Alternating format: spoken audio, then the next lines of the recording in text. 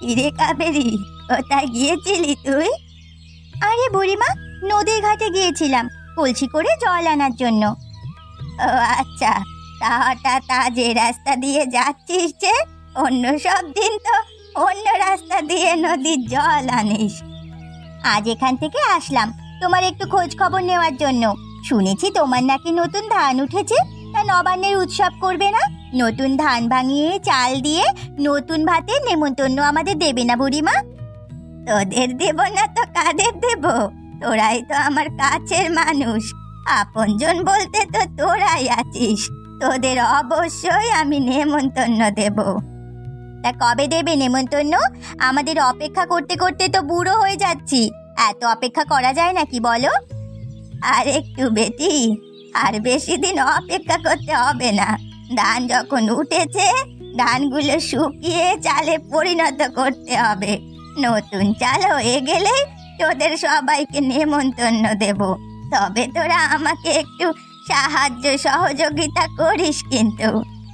আচ্ছা ঠিক আছে বুড়িমা, তোমার যা সাহায্য লাগে আমরা করব।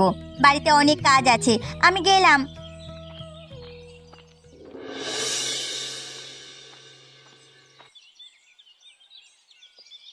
কি গো গিন্নি, তুমি আসতে এত দেরি করলে কেন? কোথাও গিয়েছিলে নাকি? আরে আজকে আসার সময় এই পথটা দিয়ে আসিনি, বুড়ির বাড়ির ওপরের ওই পথটা দিয়ে এসেছি। তা তুমি আবার বুড়ির বাড়ির ওপরের পথ দিয়ে আসা শুরু করলে কেন? আহারে, বুড়িমার তো কেউ নেই, তাই মাঝে মাঝে ওখান থেকে বুড়িমার একটু খোঁজ খবর নিয়ে আসি। বুড়ির তো কেউ নেই, তা দিয়ে আমাদের কি দরকার? ওই বুড়ি ভালো মানুষ না, বুড়ি একা মানুষ। এত জমি জমা দিয়ে কি করবে বলো? বুড়িকে কতবার করে বলেছি, তোমার জমি জমা যেটুকু প্রয়োজন সেটুকু রেখে বাকিটা আমার কাছে বিক্রি করে দাও, কিন্তু শয়তান বুড়ি কোনো ক্রমেই তাতে রাজি হচ্ছে না। আহারে, তুমি অমন করে বুড়িমাকে কেন বলছো? তিনি তার সম্পত্তি বিক্রি করবেন না, এখানে দোষের কি আছে? পরে দেখা যাবে, তিনি মারা গেলে বা অসুস্থ হয়ে পড়লে গ্রামের মোড়ল এসে জোর জবরদস্তি করে দখল করে নেবে, তখন ভালো হবে, তাই না?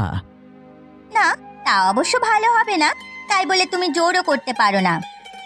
বুড়িকে যে এত ভালোবাসো, বুড়ি তার প্রতিদান দিতে জানে না, সব সময় মুখে মুখে আমাদের ভালোবাসে বলে। যদি সত্যি সত্যি ভালোবাসতো, আমরা যেটা চাচ্ছি সেটা অবশ্যই আমাদের দিত। তুমি ভাও পেঁচাল পেরো না তো, বুড়ি যেটা ইচ্ছে সেটা করুক। হ্যাঁ, তুমি তো বুড়ির বশে চলে গেছো একদম, তাই না? তুমি একা একা বকবক করতে থাকো, আমি রান্নাঘরে গেলাম। কিরে, এভাবে শুধু বসে থাকবি নাকি? নতুন কোনো কিছু তথ্য এনেও তো দিতে পারিস। নতুন তথ্য তো আমার কাছে অবশ্যই আছে বাবু। নতুন তথ্য নিয়ে এসেছিস তো বসে আছিস কেন? আরে আমি তো নতুন তথ্য শুনতে চাই। গ্রাম নিয়ে খবর এনেছিস, সেটা আমাকে বল। বাবু, শুনেছি বুড়ির বাড়িতে নাকি নতুন ধান উঠেছে, সেই খুশিতে নাকি বুড়ি নবান্নের উৎসব করবে। নতুন ধানের চাল দিয়ে তার সকল প্রতিবেশীকে নবান্নে নিমন্ত্রণ করবে, নতুন ধান চালের ভাত দিয়ে। কি বলছিস কি তুই? গ্রামের ওই বুড়িও এত বড় লোক হয়ে গেছে নাকি সবাইকে নেমন্তন্ন করে খাওয়াবে? সেটাই তো দেখছি এখন বাবু। না না, এভাবে তো চলতে দেওয়া যায় না। এটার তো একটা বিহিত অবশ্যই আমাকে করতে হবে। ওই গরিবেরা নবান্নের উৎসব করবে, সেটা আমি কোনোভাবেই মেনে নিতে পারছি না। দুবেলা দুমুঠো খেতে পারে না তারা, এসেছে আবার নবান্ন উৎসব করতে, যত সব। মামা, তুমি একবার বলো আমাকে কি করতে হবে। তুমি বলা মাত্র দেখবে ওই বুড়িকে তোমার পায়ের নিচে এনে হাজির করেছি। বুড়িকে তুমি উচিত শিক্ষা দিতে পারবে। তোর মাথাটা বড়, কিন্তু তোর মাথায় বুদ্ধি কম, বুঝলি রতন? আমি আবার কি করলাম মামা? আমি তো তোমাকে ভালো কথাই বললাম। ভালো কথা না ছাই, বুড়িকে এখানে ধরে নিয়ে আসলে কোনো কাজ হবে নাকি? তোরা কাজ কর, রাতের আধারে গিয়ে বুড়ির বাড়ি থেকে সমস্ত ধানের বস্তাগুলো চুরি করে নিয়ে আয়। আচ্ছা ঠিক আছে বাবু, তাহলে আমি আর রতনদা মিলে রাতে যাব, ঠিক আছে? কি অমিত, আজকাল তো তোর দেখা পাওয়াই বড় দায় হয়ে পড়েছে। কোথায় থাকিস আজকাল? আমি তো সবসময় বাজারেই থাকি। তুমি হয়তো এখন আর আমাকে ঠিকঠাক করে দেখতে পাও না। চা বানিয়ে বানিয়ে চোখের দৃষ্টিশক্তি কমিয়ে ফেলেছো, দেখবে কি করে বলো? বাজারে থাকিস নাকি কার সাথে থাকিস সেটা আমি ভালো করেই জানি রে। তুমি আদার ব্যাপারী হয়ে জাহাজের খবর রাখার চেষ্টা করো না, ঠিক আছে? তুমি চায়ের দোকানদার, ভালো করে চা বানাও, না হলে খদ্দের তোমাকে লাথি মেরে অন্য কোথাও চলে যাবে। আরে সব খবর রাখলে জ্ঞান বাড়ে, এই জন্যই তো চায়ের ব্যাপারীকেই রোজ জাহাজের খবর রাখতে হয়। তা জাহাজের খবর রেখে কতদূর আগালে? চায়ের ব্যবসা ছেড়ে জাহাজে উঠবে নাকি? না না বাবা, আমার অত জাহাজে উঠবার শখ নেই। তুই উঠেছিস, তুই নিজেই থাক, আমি আমার চায়ের দোকান নিয়ে ভালো আছি। তা তোকে চা দেবো নাকি 2 কাপ? আমি একা মানুষ, 2 কাপ চা খেয়ে কি করব? আরে ভাবছিলাম খুশি হয়ে 2 কাপ বানালে 1 কাপ হয়তো আমাকে খেতে দিবি। চায়ের দোকানের ব্যবসা ছেড়ে ভণ্ডামি শুরু করেছো দেখছি। তা কতদিন ধরে এই ভণ্ডামির ব্যবসা চলছে এখানে? চলছে আর কই, চলছেই তো না। চায়ের ব্যবসাও চলছে না, ভণ্ডামিও চলছে না। এই তোমাদের মতো লোকজন থাকলে তাও দুটো সম্ভব হয়। হ্যাঁ, 2 নৌকাতে পা দিলে এমনিতেই ডুবে মরবে। যে কোনো একটি নৌকায় পা দিয়ে দেখো, ভালো হবে, বুঝলে? আরে রতনদা, করছোটা কি? তুমি এমন করলে আমরা যে ধরা পড়ে যাব। এই তুই এত চিন্তা করিস না তো, আমরা ধরা পড়বো না। কিভাবে কি করতে হবে সেটা তুই একবার আমাকে বল। কিভাবে কি করব? গিয়ে বস্তাগুলো চুরি করে নিয়ে আসবো। আরে চল চল, আগে গিয়ে বুড়ির হাত পা বেঁধে ফেলি, তারপর বস্তাগুলো আমরা চুরি করে নিয়ে পালাই। তাহলে বুড়িকে নিয়ে আর কোনো ভয় নেই, ধরা পড়বো না আমরা। তোমার এই বুদ্ধি নিলে আর আগে ধরা পড়ে যেতাম। ওই তো দেখা যাচ্ছে ধানগুলো বাড়ির উঠানেই রয়েছে বস্তা ভর্তি। আমরা তো চাইলে সেখান থেকেই ধানের বস্তাগুলো কাঁধে করে চুরি করে নিয়ে যেতে পারি। এটা করতে আবার বুড়িকে বাঁধতে হবে কেন? আরে বুড়ি যদি উঠে চেঁচামেচি শুরু করে দেয়, এর জন্য মুখটা বেঁধে দেওয়া উচিত, বুঝলি? পাগল হয়ে গেছো নাকি? তুমি বুড়ির হাত পা বাঁধতে গেলে বুড়ি আরও চেঁচামেচি করবে। তখন গ্রামের সবাই জড়ো হয়ে আমাদের গণধোলাই দেবে। তোমার মামা হরিপ্রসাদ বাবুর মান ইজ্জত কিছু থাকবে না। না না, আমার মামার মান ইজ্জত কোনোভাবেই খোয়ানো যাবে না। তাহলে যে মামা আমাকে আস্ত রাখবে না। আমার যেটা ভালো হয় তুমি সেটাই করো লালটু। তুমি হরিপ্রসাদ বাবুর ভাগনা হয়ে এমন বলদ হয়েছো কেন? আমি তো সেটাই বুঝতে পারছি না। তুমি যদি ওই বাবুর ভাগনা না হতে তোমাকে গণধোলাই খাওয়াতাম। কি বললি লালটু? কি বললি তুই? এই না না, তেমন কিছু না। ওই যে ধানের বস্তাগুলো দেখা যাচ্ছে, চলো চলো দুজনে মিলে কাঁধে তুলে নিই, চলো।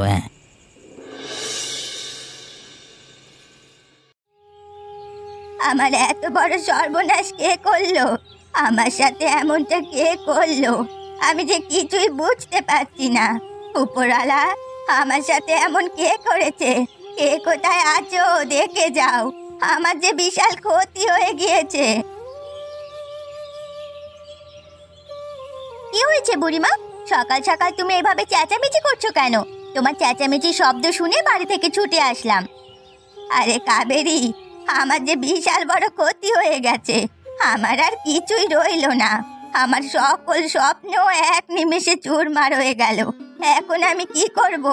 কোথায় যাব? কার কাছে বিচার দেব? আরে বুড়িমা, এত চেঁচামেচি না করে আগে বলো কি হয়েছে। সবটা শুনি, তারপর না হয় বুঝতে পারবো ব্যাপারটা। আরে তোরা অন্ধ হয়ে গেলি নাকি? দেখছিস না আমার উঠানে একটাও ধানের বস্তা অবশিষ্ট নেই। এ যেন আমার সকল ধানগুলো চুরি করে নিয়ে গেছে। এ কি বলছো বুড়িমা? তুমি তোমার ধানের বস্তাগুলো এই উঠানে কেন রেখেছিলে? গ্রামের অবস্থা তো তুমি ভালো করেই জানো। তারপরও ধানের বস্তাগুলো তোমার এভাবে উঠোনের মধ্যে রাখা একদম ঠিক হয়নি। তুমি এগুলো উঠানে না ফেলে ঘরের ভেতরেও তো রাখতে পারতে, তাহলে তো এত বড় সর্বনাশ হতো না তোমার। আরে রোদে শুকানোর জন্য এখানে রেখেছিলাম। বারবার ঘরে ওঠাতে নামাতে আমার কষ্ট হয়। আমি তো বৃদ্ধ মানুষ। থাক, যা হওয়া তা হয়েছে। এ নিয়ে তুমি মন খারাপ করো না। যারা এমনটা করেছে সেটা দেখে খুঁজে বের করতে পারো কিনা তাই দেখো। আচ্ছা ঠিক আছে, তোরা একটু চেষ্টা কর। আচ্ছা আচ্ছা, চেষ্টা করব। তাহলে এখন আমরা যাই। কি গো, তুমি আজকে আবার আমাকে এই পুরনো বাড়ির পেছনে ডাকলে কেন? এখানে কোনো মানুষ আসে নাকি? সবসময় তো আমরা নদীর ঘাটের ওদিকটায় দেখা করি, আজকে হঠাৎ এখানে ডাকলে যে? মানুষ এখানে আসে না বলে তোমাকে আজ এখানে ডেকেছি। নদীর ঘাটে তোমাকে আর আমাকে অনেক মানুষ দেখেছে। কবে কোন দিন মানুষ দেখে আবার বাড়িতে বিচার দেবে তা তো বলা যায় না। সেজন্য তোমাকে এখানে ডেকে পাঠালাম। এভাবে আর কতদিন লুকিয়ে লুকিয়ে আমরা দেখা করব? এভাবে তো আর আমার ভালো লাগছে না। এভাবে দেখা করতে ভালো না লাগলে তাহলে তুমি বাড়ি চলে যাও, আমিও গেলাম। আরে বাবা, তুমি রেগে যাচ্ছ কেন? আমি কি রেগে যাওয়ার কোনো কথা বলেছি নাকি? তুমি আমার কথাটা পুরোপুরি না বুঝে আগে থেকেই রাগ দেখাচ্ছ আমার উপর। বাবা, আমি বললাম এভাবে আর দেখা করতে ভালো লাগছে না। এভাবে দেখা না করে আর কোনো উপায় আছে? বলো, আমি চাচ্ছি না এখনই তোমার আমার সম্পর্কের কথাটা জানাজানি হোক। জানাজানি হলে হোক, সমস্যা নেই। আমি তো তোমাকে বিয়ে করতেই চাচ্ছি, তাই না? সবকিছুর একটা সময় আছে, অপেক্ষা করতে হবে তো। আমি যে তোমাকে বড্ড ভালোবাসি, সেই জন্যই সবসময় ভয় থাকে কখন আবার তোমাকে হারিয়ে ফেলি। তুমি ভয় পেও না, আমি সব সময় তোমার পাশে আছি। চলো আজকে রমেশের চায়ের দোকানে গিয়ে চা খেয়ে আসি। আচ্ছা ঠিক আছে, চলো। আজকে সূর্য কোন দিকে উঠেছে? আজকে দেখি দুজনেই আমার দোকানে এসে হাজির হয়েছে। তা কি খবর তোমাদের, রাধিকা? এই তো, উপরওয়ালার ইচ্ছায় ভালোই আছি। তা তোমার কি খবর রমেশ দা? কি খবর? তা কি বলবো, এই তোমরা তো আর এখন এদিকটা আসোই না আমার খোঁজ খবর নিতে। এই তো তোমার খোঁজ খবর নিতে চলে আসলাম, দেখো। হ্যাঁ, অনেকদিন পর আসলে। তা গ্রামের খবর কিছু শুনেছো তোমরা? গ্রামের আবার কি খবর? কিছু শুনিনি তো। সারাদিন প্রেম করলে গ্রামের খবরাখবর কিভাবে রাখবি? কি হয়েছে সেটা বলো না, এত বাড়তি কথা বলতে হবে না তোমাকে। বুড়ির বাড়ি থেকে কিছুদিন আগে নাকি ধান চুরি হয়েছে, শুনেছি সেটা? সেটা আবার নতুন খবর কি? সেটা তো অনেক পুরনো হয়ে গেছে, সেটা তো আমি জানি। নতুন খবর হলো, গিয়ে অনেকেই নাকি হরিপ্রসাদ বাবুর উঠানে সেই ধানের বস্তা দেখতে পেয়েছে। তাহলে তুমি কি বলতে চাচ্ছ, হরিপ্রসাদ বাবুই বুড়ির বাড়ি থেকে তার ধানগুলো চুরি করেছে? আমি কিছুই বলতে পারছি না, গ্রামের লোকে আমার চায়ের দোকানে বসে এসব আলোচনা করেছে, আমি সেখান থেকে এই খবর শুনলাম। সেটাই তোদের কাছে বললাম, সত্যি মিথ্যা কতদূর তা এখন আমি বুঝতে পারিনি। তা বুড়ি এই খবর শুনেছে? এই খবর এখন সবার কানে কানে, কেউ এখন শুনতে বাকি নেই। তাদের ব্যাপার, তারা বুঝুক। আমরা যাই। রাধিকা, অনেক দেরি হয়ে যাচ্ছে, চলো চলো। কিরে লালটু, রতন, তোরা দুটো কোথায় গেলি রে? কোথায় মরেছিস দুটো? এই কি হয়েছে মামা? একটু সকাল সকাল এত চেঁচামেচি করছো কেন? তোমার চেঁচামেচির জন্য একটু শান্তিতে ঘুমাতেও পারছি না। মরণের ঘুম ঘুমাচ্ছিস নাকি তোরা? এইদিকে সর্বনাশ হয়ে গেছে, সেদিকে কোনো খেয়াল আছে তোদের? কি হয়েছে বাবু, আপনি এমন চেঁচামেচি করছেন কেন? আমাদের খোলসা করে বলুন, না হলে আমরা কিভাবে বুঝবো? আরে উঠানের চারিদিকটা একটু চেয়ে দেখ, কোথাও একটুও ধানের বস্তা নেই। বুড়ি বুঝি লোকজন নিয়ে এসে তার সমস্ত ধান নিয়ে গেছে, তাই না? মরেছে রে, আমি এই একটা বলদ ভাগ্নে নিয়ে বিপদে পড়েছি। বুড়ি কি জানে তার ধান আমরা চুরি করেছি? আর শুধু বুড়ির ধানের বস্তা যায়নি, ভালো করে চেয়ে দেখ, আবার নিজেদের ধানের বস্তাগুলো একটাও নেই।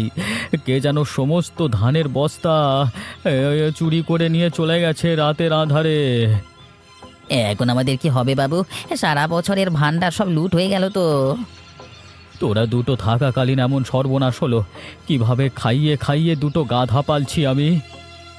দুটো না বাবু, আপনি একটি গাদা পালছেন, সেটা হলো আপনার ভাগ্নে। আমি মরছি আমার জ্বালায়, ও আবার ঘর পোড়ার মধ্যে আলু পোড়া দিতে এসেছে। দাঁড়া, তোকে দেখাচ্ছি মজা। কি গো, গ্রামে কি হচ্ছে খবরাখবর রাখছো তো? তুমি গ্রামে যে বিশাল বড় কাণ্ড হয়ে গেছে সেটা জানো তো? গ্রামের সকল খবরাখবর তো তোমার কাছেই থাকে। তুমি হয়েছো ওই কি বলে বাংলা খবরের চ্যানেলগুলোর মতো। তুমি বলো কি হয়েছে গ্রামে? তুমি কিন্তু আমাকে অপমান করে কথা বলছো, একদম ভালো হচ্ছে না। আমার সাথে বিটলামি করো না, আমার সাথে বিটলামি করলে পরে রাতের খাবার বন্ধ হয়ে যাবে। আচ্ছা ঠিক আছে বাবা, আমার ভুল হয়ে গেছে। গ্রামে কি হয়েছে সেটা তুমি এখন বলো আমাকে। গ্রামে নাকি হরিপ্রসাদ বাবুর বাড়ি থেকে সমস্ত ধান চুরি হয়ে গেছে। ধান চুরি হয়েছে? সেটা তুমি এমন ভাবে বলছো মনে হচ্ছে কোনো খুশির খবর। আরে খুশির খবরই তো। এই হরিপ্রসাদ বাবুই তো বুড়ির বাড়ি থেকে সকল ধান চুরি করে নিয়ে গেছে তার চেলাদের দ্বারা। এখন তা নিজের ধানও চুরি হয়ে গেছে। এখন বুঝুক মজা, কত ধানে কত চাল। এই হরিপ্রসাদ বাবুই বুঝি গ্রামের বুড়ির ধান চুরি করেছিল? হ্যাঁ, আমি তো সঠিকটা ঠিক মতো জানি না, অনেকের মুখেই শুনেছি হরিপ্রসাদ বাবুই নাকি বুড়ির বাড়ি থেকে ধান চুরি করিয়েছে। সেই ধান নাকি তার উঠোনে দেখা গেছে। এখন সেই ধান সহ হরিপ্রসাদ বাবুর যত ধান ছিল সব চুরি হয়ে গেছে। তাহলে তো ভালোই হয়েছে, ব্যাটার একদম উচিত শিক্ষা হয়েছে। এটাই ওনার পাওনা ছিল, যেমন কর্ম তেমন ফল পেয়েছে উনি। কি গো, তোমরা এসেছো তো? কবিরাজ কি বলেছে আমার কথা বলো না, আমার তো শরীরটা ভীষণ খারাপ লাগছে। কবিরাজ যেটা বলেছে সেটা যে কিভাবে তোমাকে বলবো সেটাই তো বুঝতে পারছি না। কি এমন কথা যেটা বলতে তোমরা এমন দ্বিধাদ্বন্দ্বে ভুগছো? যত বড়ই কথা হোক না কেন তোমরা আমাকে বলো, সব রকম বড় কথা শোনার জন্য আমি প্রস্তুত। কবিরাজ বলেছেন কবিরাজ বললাম তো, তোমরা আমার কাছে বলো, আমি বুঝতে পেরেছি হয়তো আমার কোনো বড় রোগ হয়েছে, বেশি দিন বাঁচবো না। তাও তোমাদের মুখ থেকে সত্যটা শুনতে চাচ্ছি, বলো তোমরা বলো। আমরা তো কবিরাজের কাছে গিয়েছিলাম, বলেছে তোমার বিশাল বড় একটা রোগ হয়েছে, তোমাকে বাঁচানো কোনোভাবেই সম্ভব না। আরও বলেছে তোমার হাতে সময় খুবই কম, বিছানা থেকে তুমি আর উঠতে পারবে না। সাথে বলেছে তুমি যত পাপ কাজ করেছো তার প্রায়শ্চিত্ত করতে না পারলে ওপরে গিয়েও তোমার ভালো কোনো স্থানে জায়গা হবে না। তাই ওপরওয়ালা, আমি অনেক বড় পাপী, আমাকে তুমি ক্ষমা করে দাও। আমি এই জীবন অনেক পাপ কাজ করেছি। এমন কোনো পাপ কাজ কি আছে যেটা এখন তুমি বলে দিলে মানুষের উপকার হতে পারে? তেমন কোনো পাপ করে থাকলে আমাদের কাছে বলে দাও। হ্যাঁ আছে, আমি হরিপ্রসাদ বাবুর পাল্লায় পড়ে বুড়ির বাড়ি থেকে ধান চুরি করেছি, আমি এবং হরিপ্রসাদ বাবুর ভাগনা মিলে। এই তো, এটা বলে তুমি ভালো কাজ করেছো, তোমার পাপ কিছুটা হলেও মোচন হলো। তবে তোমাকে একটা সত্যি কথা বলি, শোনো, আসলে তোমার কোনো বড় রোগ হয়নি। কবিরাজ এই বড়িগুলো দিয়েছে, এগুলো খেলেই তুমি সেরে উঠবে। তোমাকে মিথ্যে বলে মুখ থেকে আসল সত্যিগুলো বাইর করে নিলাম। আমি চল চল যাই, সবাইকে নিয়ে বাবুকে ধরি, চল। কি হয়েছে? তোমরা সবাই দল পাকিয়ে আমার বাড়িতে এসেছো কোন উদ্দেশ্যে? কি উদ্দেশ্যে এসেছি তা আপনি বুঝতে পারছেন না? চোর চুরি করে কিছুই বুঝতে পারে না। তোমাদের এত বড় সাহস, আমার মামাকে চোর বলছো? আমার মামা চুরি করেনি, আমি আর লালটু চুরি করেছি। আমার মামাকে চোর বলবে না, আমাদের চোর বলো। এই গাধাটাকে নিয়ে আমি আর পারলাম না রে, সব গেল আমার। এই গাধাটা কিছুই করেনি, তার আগেই লালটু আপনার সকল গুমর ফাঁস করে দিয়েছে। আপনি যে মুখোশ পরা শয়তান, গ্রামবাসী তা সবাই জেনে গেছে। আপনার এবার আর কোনো পথ খোলা নেই। আবার ভুল হয়ে গেছে, তোমরা সবাই মিলে আমাকে ক্ষমা করে দাও, আমি আর কখনো এমনটা করব না। না না, আপনার কোনো ক্ষমা নেই। ওই, আপনি গ্রামবাসীর সেবা করবেন, উল্টে আপনি চুরি করেছেন। একে কোনো রকমেই তোমরা ক্ষমা করবে না। আমি বলে দিলাম, একে সবাই মিলে শাস্তি দাও। এই যে ক্ষমা করে দিলে দিন দিন এনাদের মতো মানুষরা পার পেয়ে যাবে। কোনোভাবেই এনাকে ক্ষমা করা যাবে না। এনাকে শাস্তি দেওয়ার আগে সমস্ত ধানের পয়সা ইনি বুড়িকে যেন দিয়ে দেন। এই নাও সমস্ত টাকা আমি দিয়ে দিলাম, তাও আমাকে মাফ করো। না, মাপ নয়, সবাই ওনাকে মারো।